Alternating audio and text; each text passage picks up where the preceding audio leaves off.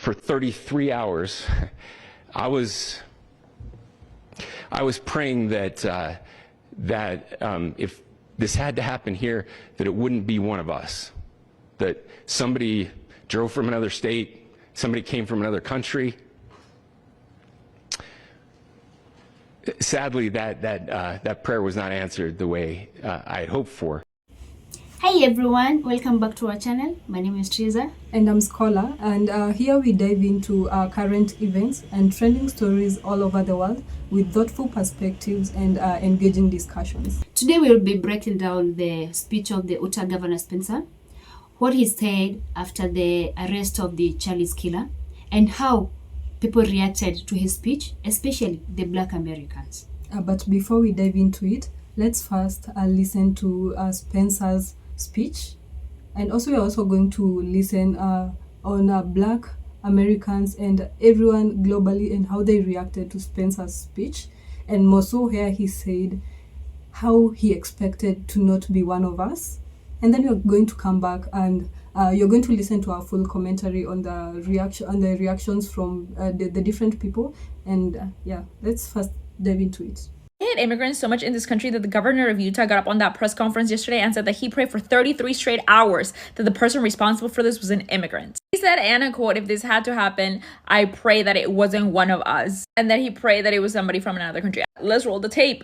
You know, this bad stuff happens, and for 33 hours, I was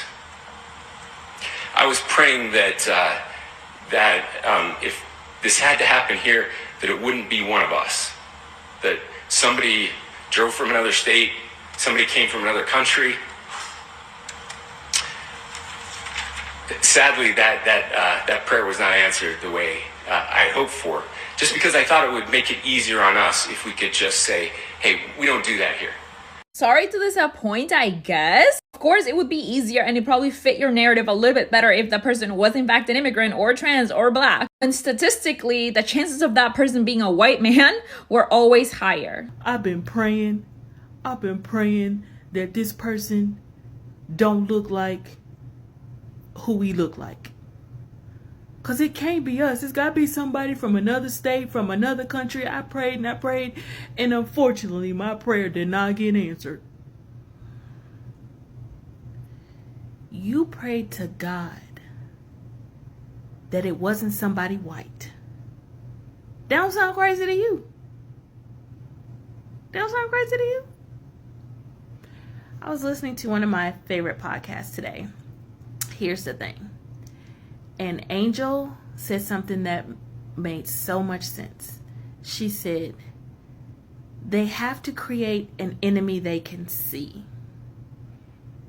And they can't see themselves as the true enemy that they are. It never occurred to him that the shooter would be a white male, considering it was nothing but white folks on that goddamn campus. And the majority of Utah is white. You thought somebody snuck in from another state, another country, undetected by all of the whites, and got out undetected by none of the whites. Whenever I hear there was a shooting today, I have a thought in my mind of who it is. Very rarely am I wrong. But the governor of Utah prayed to the God that he knows, please God, don't let it be somebody white and from Utah, because we're not like that. Are you new to America? I want him to stop getting in front of microphones. I want him to stop talking. He's unfit for leadership. He's unfit for the job that he has. This one is probably going to be a little bit divisive, but I've seen the video of Erica Kirk, Charlie Kirk's wife, and her quite bizarre kind of setup for a statement about the loss of her husband. Now, as somebody who's kind of recently lost a very close family member under quite kind of tragic and traumatic circumstances, I can understand how grief is very different for everyone. But what I can't get my head around is that this woman lost her husband a matter of days ago, has 2 young children with him, yet is able to deliver a kind of faultless statement, pre-written statement, obviously, with a smile on her face for a lot of it. It looks like crying, but there are no tears. And the weird thing is that it's in a really staged setup with a photo of Donald Trump as the Times Magazine Man of the Year or whatever it was, and 2 MAGA hats. And also, why is she completely in white? Like, again, I know it's grief and people grieve differently. It's so weird to have this, what looks like, it looks like a marketing piece, is the long and short of it. Like, it feels very cold and very sterile and just very, very bizarre for somebody who lost her husband so tragically.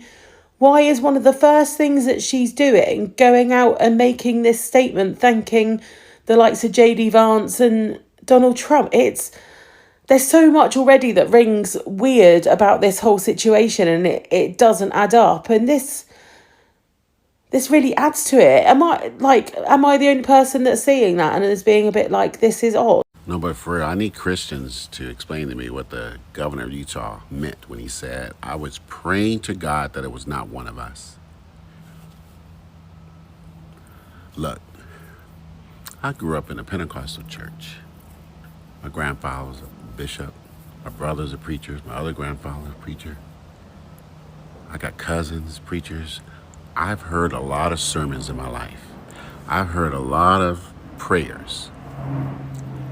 I was in church every day from 0 to 21. I love my church family. I don't go to church anymore, but I love my church family. I love my people. Pentecostal Church of God in Christ. I've never heard a person say what that governor of Utah said. I prayed to God that it was not one of us. I prayed that it was someone from a different state who had driven into our state, or someone from a different country. What?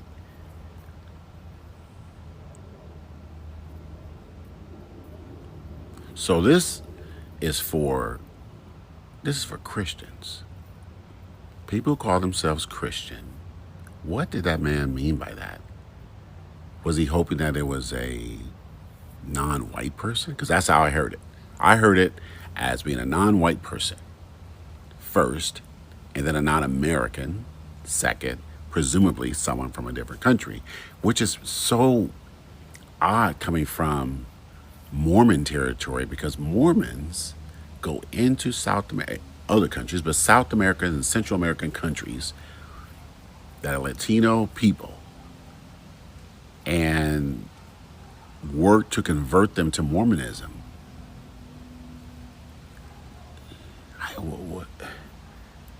What did he mean by that? That was such an odd statement. And look, I don't know that governor, and I saw he was emotional up there.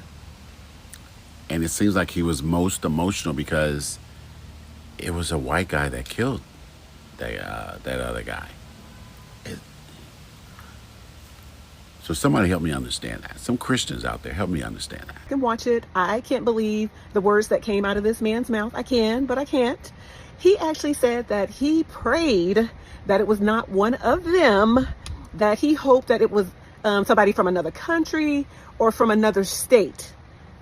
He actually said that. That came out of his mouth, because he's saying that it would have made it a lot easier, because the type of things that happened to Charlie, those things don't happen in Utah, is what he's saying. But I also noticed too that they keep saying that this is political violence. But as far as I know, and from what I've heard about the guy who took out Charlie Kirk, he was actually a number 47 supporter. He was not from the left. He was actually from the right. He was actually one of them.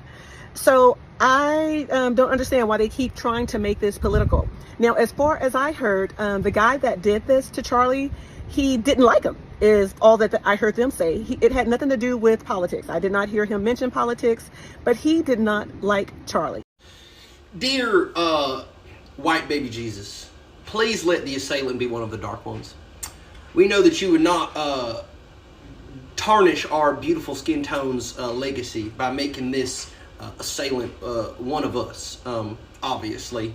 You blessed me and my 97 Mormon children with all the blessings ever in our, 87,000 acres of fucking nothing.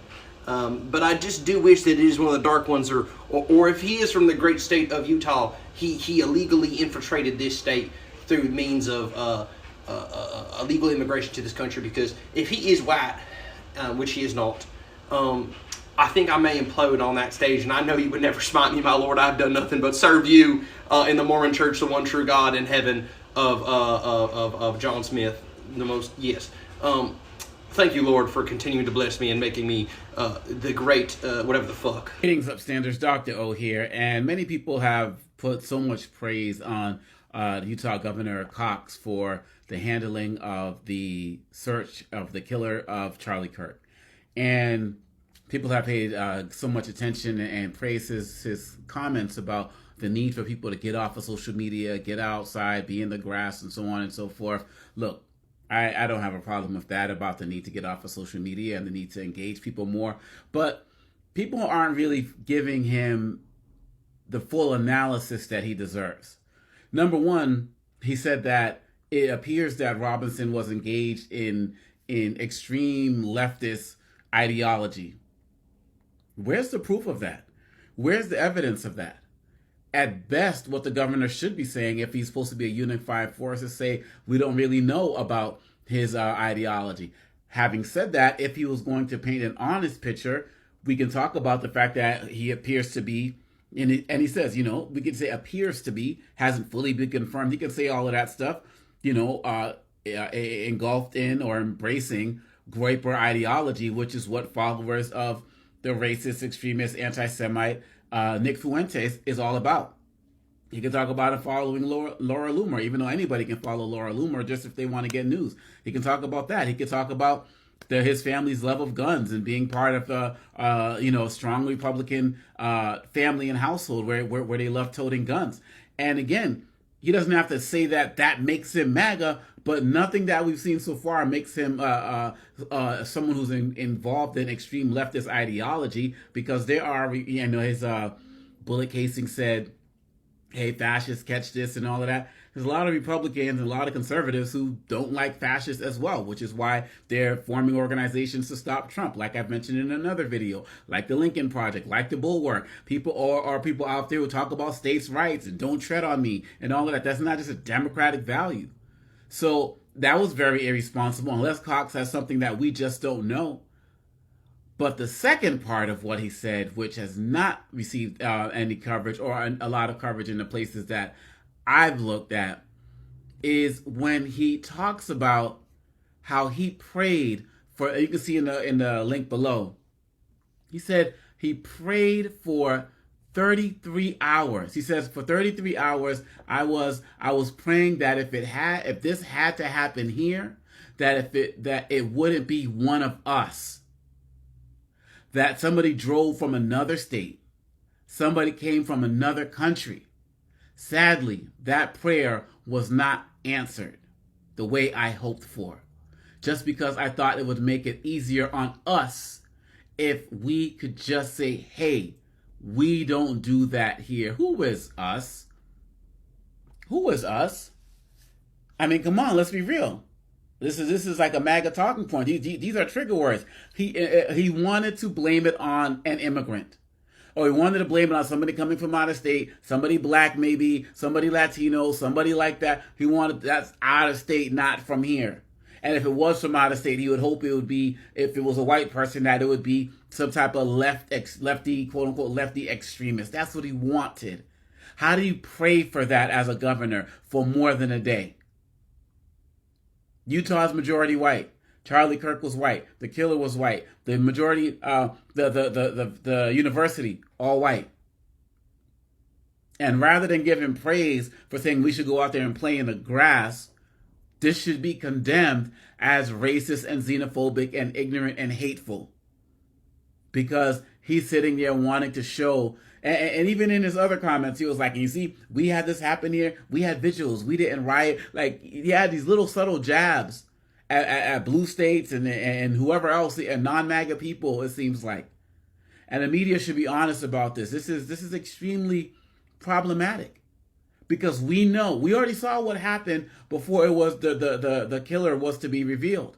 We already saw that in the hours that that Charlie Kirk was killed on September 10th to the time that the killer was revealed on September 12th, they already had all of their narratives formed. They already had their left-leaning lunatics, Trump, we got to beat the crap out of them and all of that. And Governor Cox wanted something to help further that narrative. That's not leadership. That's propaganda. And he wanted to have something that he can use to trigger more followers to go get out there and execute more violence and vengeance and retaliation against his killers. And I'll get to Cash Patel and see you in Valhalla another day, because all of this was about MAGA folks from top to bottom trying to figure out a way to either excuse themselves, point blame at somebody else, or make it seem like they were doing their job just top notch and that everything was fine, and it was not. And enough media outlets have not talked about this. And we know, there were white people in California, I believe, out in Huntington Beach talking about, white men are not going anywhere. I don't know what the chant was, but it's like, that was when people didn't know who the killer was. Because it was assumed that it was somebody else, maybe a Muslim, like maybe something like that. There are white Muslims, by the way. But, maybe there are people just looking for that. And Governor Cox was all too willing to egg it on. And I guess our prayers are answered too in the fact that it wasn't, but we shouldn't be praying that this be a particular person. We should be praying that these things don't happen. We should be praying that, there's not all of this gun violence and all of this killing that's going on and all of this political violence. That's what we should be praying for. You shouldn't be praying for, well, if it is going to happen, please make it be one of those people. That's sad and disgusting. And it needs to be called out more. What do y'all think about it? If you like this, please like it and share it. Subscribe to the channel. I'd love to get up there towards our 25,000 viewers. I appreciate all of your comments. Pushback, positive. It's not positive or negative. It's just feedback. We're just trying to grow this thing. But this is something that should be called out, and I'm hoping that you will do the same. Read the links below. Check out what was said, and let me know what you think. Peace.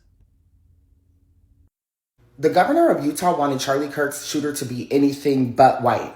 He got up there and was like, and I was praying that if this had to happen here, it wouldn't be one of us. It'd be someone from out of state or out of the country. Huh? What do you mean by that? It seems like you wished and hoped and prayed that it was an immigrant so that you guys could continue your agenda. Or maybe a black person so that you guys could just continue the racism. And if not that, and you guys knew it was a white person, you were at least hoping that that person wasn't aligned anywhere near being a Republican. But I do really think it's about racism when it comes down to it. Because what do you mean a different country?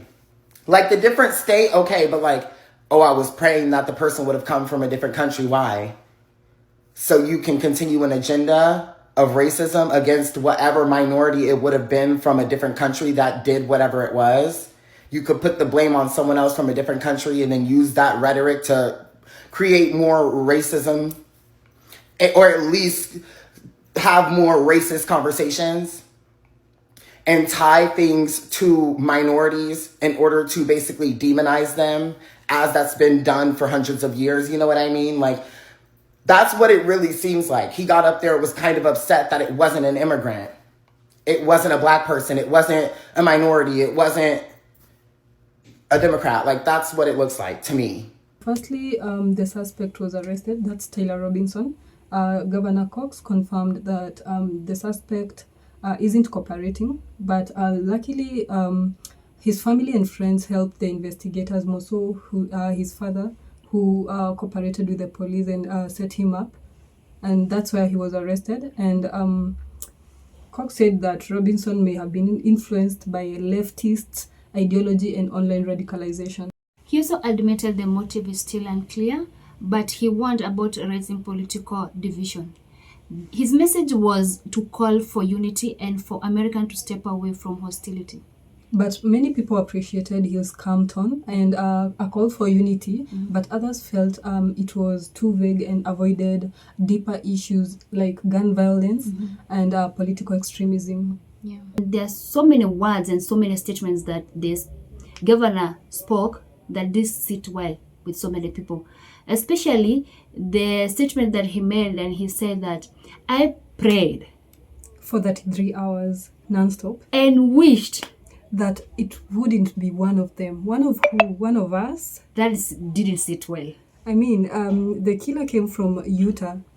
What else did you expect? For the shooter to be an immigrant, a Black American, a leftist? I mean, you tell us. What do you think about the speech? What didn't sit well with you? Because for me, even if he was one of them, as he said, that was not even supposed to come out of his mouth because it was not right. I mean, there are other things that he should have talked about. I mean, he should have talked about how to regulate gun crime and how to, I mean, there have been so many mass shootings in America. That's a topic to discuss. And a topic to discuss is not of how it's not one of them. So many mass shootings have been of white people. For example, in schools. Yeah.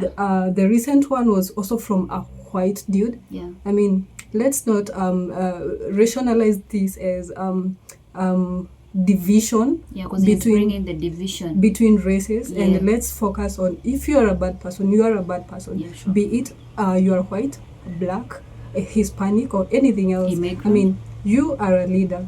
There are different ways you can give your speech that should be regularized and should be in favor of everyone. You can prove your point in different ways instead of coming in a different way where it's making it like you're becoming a racist.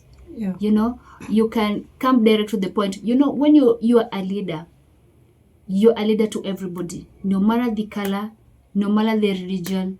So let's not try to divide the community or divide the people. Let's bring the people together and feel even accommodated.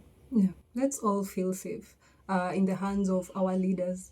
Tell us what you think about the speech of the governor in the comments. Let's engage to and talk. Special thanks to the original creators featured in this video. And credit goes to the respective owners of the clips and content used. This work and perceptions wouldn't have been possible if it weren't for you guys. Thank you. And also let the comments be respectful, because I know this will get into so many people. And if you found this video helpful, please don't forget to subscribe and like, and also leave a comment. And don't forget to hit the notification bell below for future updates in our YouTube channel. Thank you for being with us. See you in the next video.